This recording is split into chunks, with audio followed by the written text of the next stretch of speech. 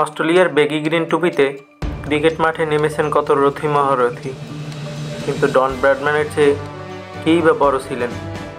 কেবল Australia নয়, cricket ইতিহাসেরই সর্বকালের সেরা ব্যাটার বিবেচনা করা হয় অস্ট্রেলিয়ার সাবেক এই ক্রিকেটারকে। টেস্ট ইতিহাসের সর্বোচ্চ 99.94 গড় নিয়ে ক্রিকেটকে বিদায় বলেছিলেন তিনি।